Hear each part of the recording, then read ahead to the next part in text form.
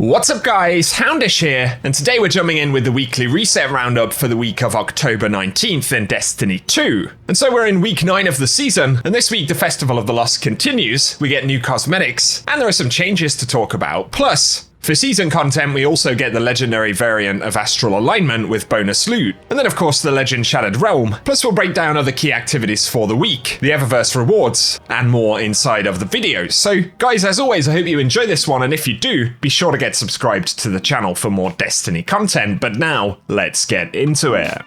Initially this week, the Festival of the Lost continues. We'll cover the Eververse items in a moment, but otherwise, we can carry on unlocking triumphs and pages for the Book of the Lost. Don't forget there'll be fresh candy in the trees, and of course it may be slightly useful because Bungie have adjusted the drop rates for spectral pages and candy inside of Wrathborn hunts, expunge missions, and the Lake of Shadows Nightfall. And particularly those two mission activities were the fastest way to farm them, so gonna be a little bit slower, although public events do drop spectral pages pretty well. So let us know if you're still completing Festival of the Lost stuff this week. But otherwise, this week we'll also get Trials Labs Freelance, which should be pretty fun, and we're also going to get bonus Trials rank, so if you want to make progress with any of that stuff, definitely it'll be a pretty useful week. And then for this week's weekly Nightfall, it's going to be Exodus Crash, which not everyone will be super excited about, but the Nightfall weapon drops this week will be the Comedian and Shadow Price, and as always, the Adept variants will drop inside of Grandmasters. Up next to season content, the Ruins of Wrath will return as the featured Shattered Realm, and again, we've got the legendary variant of that activity now. But this week we also get the legendary Astral alignment, so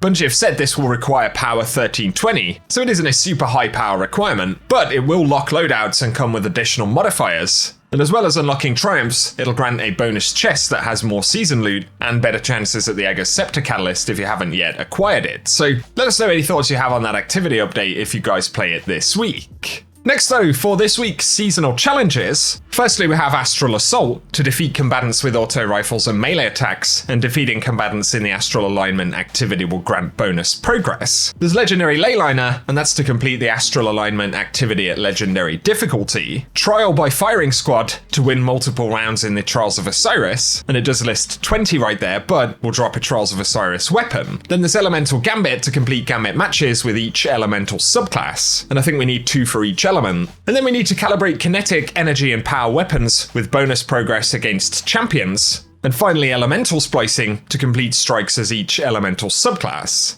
If you're diving into the Vault of Glass once again this week, the challenge mode is going to be Strangers in Time, which is the Gatekeeper challenge. And running that on Master difficulty will drop the Time Lost Heathen Vengeance. Once again, don't forget extra pinnacles and Trials of the Nine drops coming from the Prophecy dungeon. And now let's speak about the Eververse store for the week. So the new Bright Dust specific items are going to be the Shaded Titan Mask. That's a legendary mask ornament costing 1200 Bright Dust. We can get the Skitter Scare Sparrow, and for this week it'll be 2500 Bright Dust. Then there is the Talon Projection, dropping at 1500 Bright Dust. The Reanimated Verve Shader, which as always will be 300 Bright Dust. Then there's an exotic emote called Gourd Summoner, of course for the Festival of the Lost. That one's 3250 Bright Dust. And we also have the rare It's Showtime emote, which is 400 Bright Dust. Some more festival-specific exotic items will include the Stonecraft's Amalgam Shell, pretty cool exotic ghost shell at 2850 Bright Dust. And then there's also the Necrobeast exotic Sparrow, that one will drop for 2500 Bright Dust. The Desmodus Ship,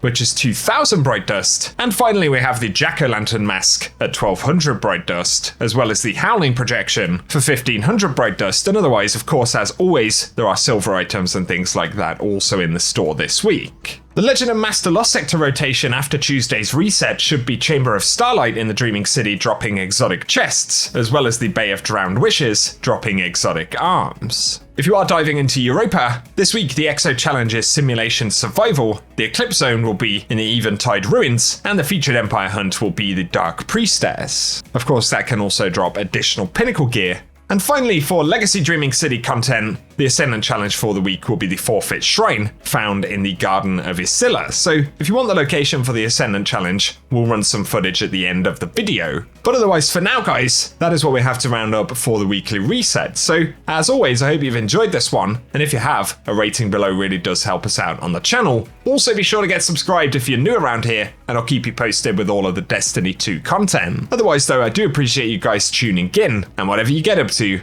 I hope you have an awesome day.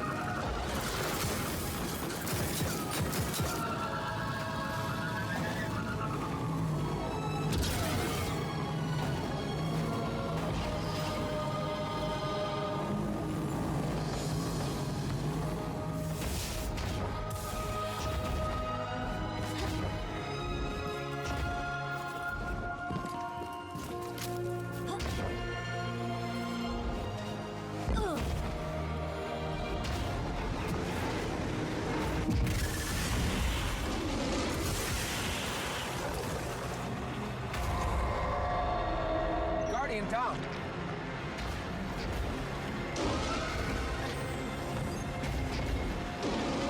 Guardian down.